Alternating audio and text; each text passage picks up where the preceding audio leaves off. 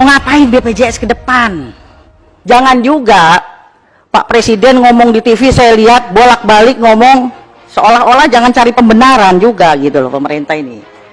Ini loh yang udah saya berikan untuk rakyat, yang sudah dibayar oleh pemerintah negara sekian triliun. Nggak penting rakyat lihat itu.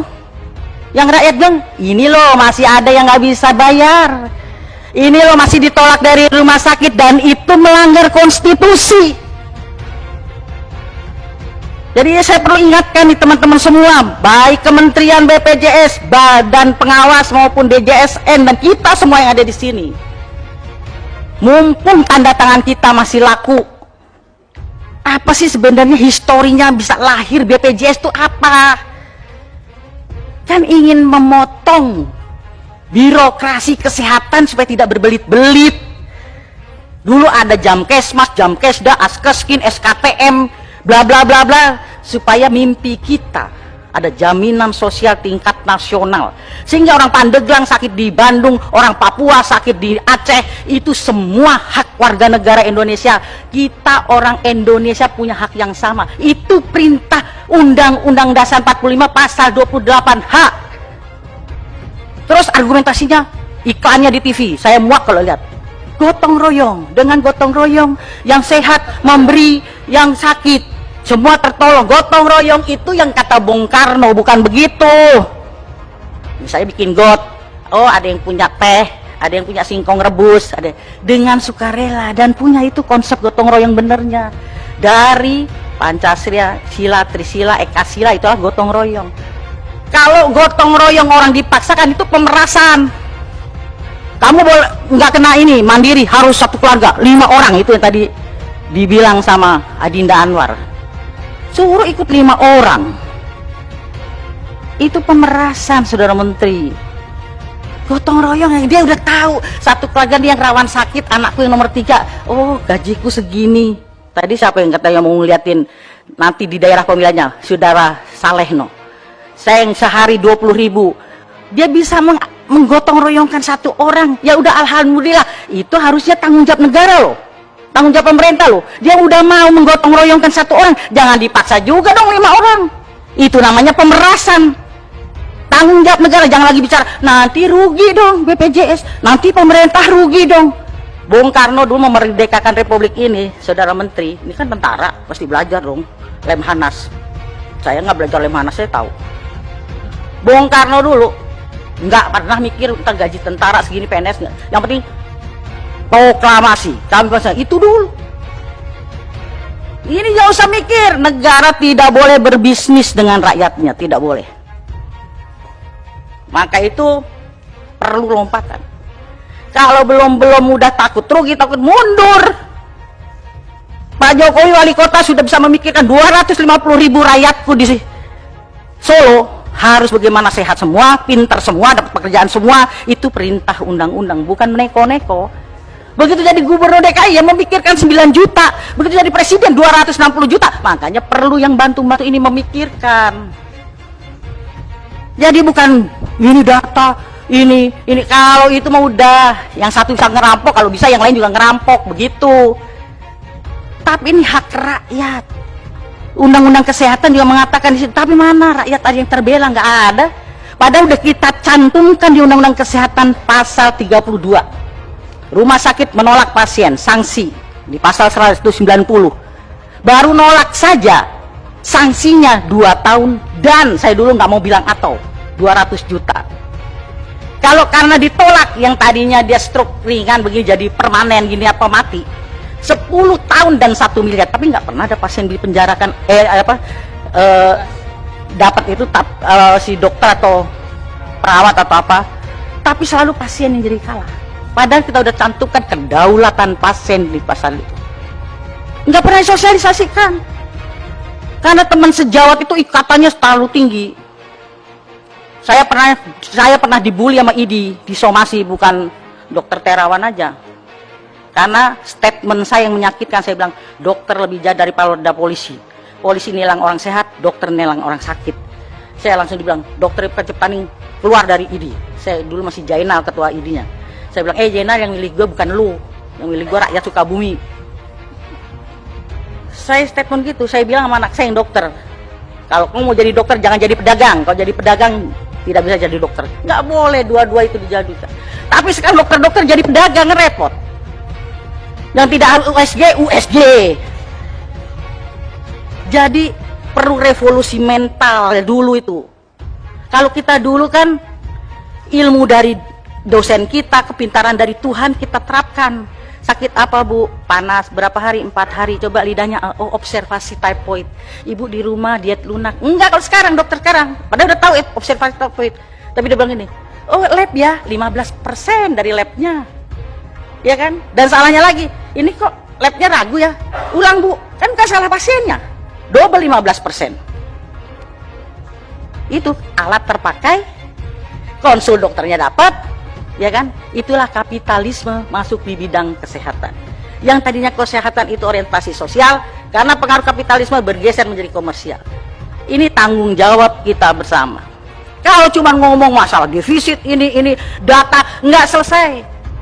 Biar orang kaya juga punya hak yang sama, benar. Tapi persoalan negara baru bisa mengasuransikan kelas 3, ya lu kalau mau itu. Mimpi kita ke depan mudah-mudahan nanti bisa di kelas 1 kayak Kuba gitu. Jadi dari Fidel Castro sampai rakyat sama. Begitu. Tapi baru bisa kelas 3 ya. Kalau lu kurang nyaman ya lu carilah swasta. Tapi semua punya saksama dulu. Jangan nanti tiba-tiba PHK. Oh belum masuk data sakit nih ini. Ini karena bukan tim suksesnya nggak masuk ini. Yang penting itu. Dan pemerintah harus bisa semua kelas 3. Tadi Anwar betul itu. Swasta maupun ada undang-undangnya. Kan ada undang-undang rumah sakit. Bahwa rumah sakit swasta harus 25% atau 20% untuk kelas 3. Artinya gini, lu boleh dong bisnis di negara ini, tapi punya juga kontribusi lu untuk negara. 20%, 25% harus kelas 3. Kelas 3 itu untuk KIS. Ini jangan Jokowi bagi KIS-KISnya nggak laku di rumah sakit. Itu kan sama nyoreng mukanya Pak Presiden. Bagi KIS, tahu-tahu KIS di rumah sakit, Bu, kelas 3 penuh Bu, adanya kelas 1. Kenapa kelas 1-nya kosong? Supaya bayar dulu, namanya rakyat. Biarin deh suster, anak saya di kelas 1, udah KIS-nya dikantongin, nggak laku kan? Dia telepon temennya, utang dong anak saya dirawat di kelas 1. Untuk apa KIS? Ini PR kita. Tanggung jawab. Itu dewasnya gimana? Ini harus kita awasi, dan ini kebobolan di mana-mana pasti terjadi lah. Karena revolusi mental buat kita semua, dokternya kayak perawatnya kayak orang rumah sakitnya kayak BPJS ya semua salah. Udah. Saya itu pernah berhayal mau mimpi mau tidur itu. Mimpi saya ke depan itu bagaimana ya suatu saat tidak boleh satu orang pun yang tertolak dari rumah sakit. Karena Undang-Undang Dasar 45 pasal 34 mengatakan negara berkewajiban menyediakan fasilitas kesehatan untuk semua rakyat. Artinya tidak boleh satu pun yang tidak terlayani. Kalau masih ada orang yang tidak bisa mengakses kesehatan, artinya kita masih gagal semua ini. Jangan dianggap kita berhasil. Menteri Kesehatannya kayak, DPR-nya kayak, ketua komisinya kayak, semua gagal. Jangan bilang hebat, enggak. Sama semuanya, jangan tepak dada. Masih ada di sekitar kita yang nangis. Bayi tidak bisa pulang di Bekasi karena ditahan rumah sakit. Bayangin. Soal itu Pak, kalau punya KIS nggak apa-apa kan dia nggak pakai. Pasti dia pakai dong Jasindo. Makanya udah nggak usah data. Jadi usul konkret saya, sudah Menteri Kesehatan, usul pada Pak Jokowi. Kan sama-sama UGM. Belum ada presiden dari UKI.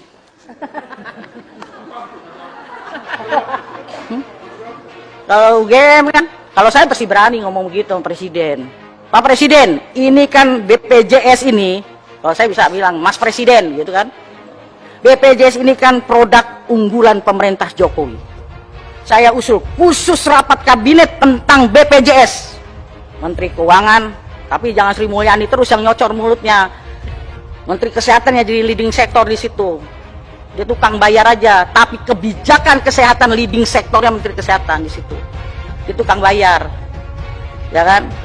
Di situ ngomong tentang BPJS, karena ini carut marutnya bukan persoalan nanti Pemerintah kan sudah bayarin yang miskin sekian, tapi miskin tuh versi siapa?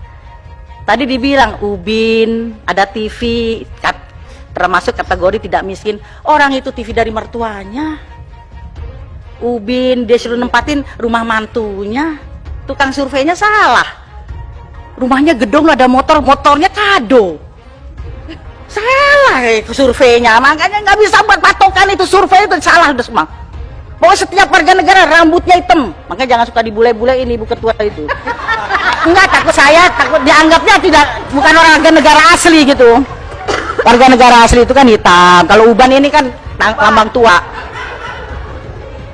Takut saya begitu dilihat bukan warga negara Indonesia. Semua punya hak sehat yang sama di mana seluruh Indonesia. Baru persoalan vaskesnya. Tadi kenapa saya kemarin usul supaya itu diperbarui dari 2005-2015. Saya berharap banyak nih sama Dokter Terawan nih. Saya sebenarnya mengikuti kisahnya apa. Jadi jangan DSA di sana, di sini kita DSA. Ya kan? Cuci otak kita semua. Kita masing-masing. Saya juga bisa cuci otak, Anda bisa cuci otak saya, semua kita sama. Jadi begitu. Jadi kita kembali kepada historinya, gotong royong kita yang benar. Ya ada, jangan iklan gitu lagi dah. Kalau Pak Abidin itu kan tukang bicara Pancasila di mana-mana, Pancasila. Sesuaikah kita sekarang Pancasila BPJS ini? Tidak. Kan yang kelima, keadilan sosial bagi seluruh rakyat Indonesia, kesehatan yang berkeadilan. Kalau masih ada orang tertolak itu belum adil. Kesehatannya dari sisi satu aja, sila yang kelima. Belum kalau ditarik yang kedua, kemanusiaan yang adil dan beradab apa biadab nih. Kalau ada bayi masih disandra sama rumah sakit, jangan-jangan masih beradab atau biadab. Nah, Pancasila diomong di mana-mana, anggota DPR mau dilantik di Lemhanas tuh Pancasila, sebatas makalah ngomong Pancasila sampai muak saya dengarnya. Ya, nah itu sesuai Undang-Undang Dasar 45, Pancasila, Undang-Undang Kesehatan, Undang-Undang Rumah Sakit. Undang-Undang Rumah Sakit juga ada bahwa RSUD itu tidak boleh dijadikan sumber PAD loh, hati-hati. Nah, Pak Bupati, ini ada mantan-mantan wali kota, Pak Bupati, nggak boleh. Hasilnya itu untuk meningkatkan fasilitas kesehatan. Kadang-kadang bupati-bupati kita juga nakal. Ya kan, kalau mau kampanye pilkada, nanti kesehatan gratis, giliran udah jadi. Nah, nggak ada anggaran deh untuk ini. Nah, nggak sesuai dengan Undang-Undang Kesehatan. Oh, sumpah Hipokrates, sekali-sekali Saudara Menteri datengin fakultas-fakultas kedokteran, kumpulin dokter-dokter umum, dokter spesialis. Ini kadang egonya dokter spesialis juga monyol, nggak memberikan kesempatan adik-adiknya muncul. Kumpulkan, disentuh Hipokratesnya itu. Saya bilang sama anak saya, ketika kau mau jadi dokter yang dibuat praktek, emang ada kelas VIP? Nggak ada kan? Kelas 3 semua yang colok-colok vaginanya itu. Tapi udah dokter, nggak ada yang mau lagi. Tuse, yang dirasain apa? Anget katanya ya. Saya dulu kan waktu itu tuse, apa yang dirasakan anget, nggak tahu pembukaan berapa itu. Mana ada yang kelas VIP? Tapi giliran udah dokter, datengin BPJS kelas 3, sakit apa Bu? Diskriminasi senyum. Iya kan? Tapi kalau yang datang yang VIP, selamat siang Ibu, sakit apa, buka bajunya, aduh senyumnya bagus banget udah pokoknya. Makanya saya pernah mengidekan rumah sakit tanpa kelas, tapi nggak dikasih izin. Istilah sosialis, komunis, apalah, nggak tahu lah. Padahal itu yang benar sesuai Pancasila.